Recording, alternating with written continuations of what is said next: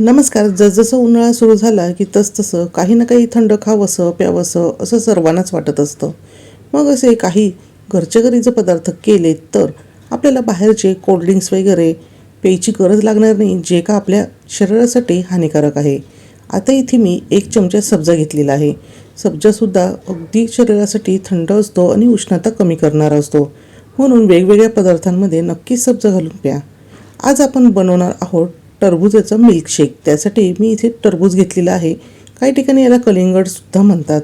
तर आता आपल्याला एवढं पूर्ण जे टरबूज आहे तर ते इथे लागणार नाही, तर आपण त्याच्यातला काही भागच यामधून काढून घेणार आहोत. तर अशा पद्धतीने मी एक फोड या टरबूजाची काढून घेतलेली आहे आणि आवश्यकतेनुसार तुम्ही टरबूज हे कमी जास्त प्रमाणात इथे घेऊ शकतात.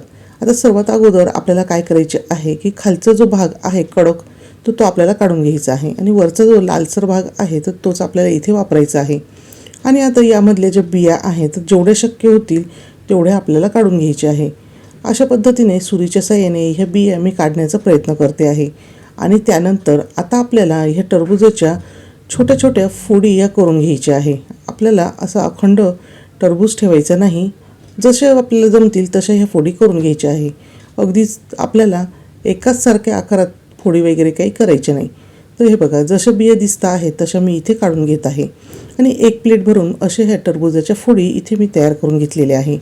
आणि एक जी टरबूजाची फोड आहे ना ती मी अशा पद्धतीने बारीक अशी कट करून घेणार आहे, कारण की आपण याचा वापरसुद्धा पुढे करणारच आहोत.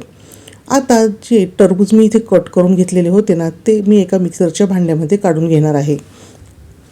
टरबूज हे उन्हाळ्याच्या सीझनमध्ये आपल्याला भरपूर प्रमाणात मिळते. मग एकाच प्रकारे आपण टरबूज हे खाण्यापेक्षा त्यापासून वेगवेगळे जर असे हे पदार्थ केले तर खायलासुद्धा खूप छान वाटतं. आणि लहान मुलं मग अशा वेळेस बाहेरचे कोल्ड्रिंक्स वगैरे अजिबात मागत नाही. आणि मग असे हे घरगुती तयार केलेले पेय जर पिले तर ते शरीरासाठी हानिकारकसुद्धा नसतात. त्यानंतर आता हे मिक्सरमधून आपण फिरवून घेणार आहोत. अगदी जाडसर फिरवले तरीसुद्धा चालणार आहे, कारण की आता आपण टरबूजचा मिल्कशेक करत आहोत. त्यासाठी यामध्ये घालून घेणार आहे 1 कप दूध. आता तुम्हाला हा मिल्कशेक किती पातळ घट्ट हवा आहे त्यानुसार यामध्ये दूध घालायचे आहे. आणि त्यानंतर 3 ते 4 चमचे साखर मी यामध्ये घातलेली आहे. आणि आता आपल्याला पुन्हा एकदा हे मिक्सरमधून फिरवून घ्यायचे आहे. आता आपल्याला साखर इथे खूप जास्त वापरायची गरज नाही, पण आपण यामध्ये दूध घातले आहे त्यामुळे याचा गोडवा कमी होऊ शकतो, म्हणून यामध्ये मी थोडीशी साखर घातलेली आहे. आणि हे बघा, अशा पद्धतीचा आपला हा टरबूजाचा मिल्कशेक म्हणजेच टरबूज मिक्सरमध्ये फिरवून याचा ज्यूस इथे तयार झालेला आहे. आता याची चव अजूनच वाढावी यासाठी यामध्ये मी रोज सिरप घालणार आहे, पण मी खूप जास्त घालणार नाही, तर फक्त 1 चमचाच रोज सिरप घालणार आहे. जर तुम्हाला आवडत असेल तर तुम्ही यामध्ये अजून 2-3 चमचेसुद्धा रोज सिरप घालू शकता किंवा यामध्ये रूअफजा वगैरे घालू शकतात. आणि हे बघा, मी जो सब्जा मी भिजत घातलेला आहे तर तो छान भिजला आहे आणि मस्त असा फुललेला आहे. तर तो सब्जासुद्धा यामध्ये घालून घ्यायचा आहे. त्यानंतर या अगोदरच मी तुम्हाला एक टरबूजाची फोड तयार करून दाखवली होती, ज्यामध्ये आपण मस्तशा सुरीने याला चिरा पाडून घेतलेले होते. तर त्याचेसुद्धा आपल्याला छोटे छोटे तुकडे यामध्ये घालून घ्यायचे आहे. आता तुम्हाला किती घालायचे ते तुमच्या आवडीनुसार कमी अधिक करू शकता.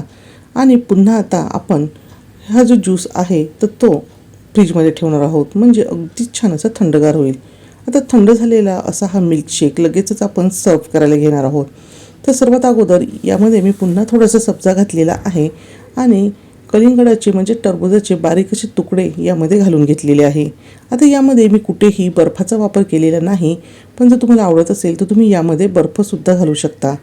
पण जर बर्फ घालणार असाल तर तो तुम्ही अगदी वेळेवर घाला, नाही तर मग तर तुम्ही बर्फ घालून जर हा मिल्कशेक तयार केला आणि जर तो थोड्या वेळाने जर पिला तर अशा वेळेस हा मिल्कशेक जास्त प्रमाणात पातळ होऊ शकतो. आणि हे बघा, तुमच्याशी बोलता बोलता आपला टरबूजाचा म्हणजेच वॉटरमेलन मिल्कशेक इथे पिण्यासाठी अगदी तयार आहे. अगदी तो तुम्ही खाऊन पिऊ शकता असा हा मिल्कशेक तयार झालेला आहे.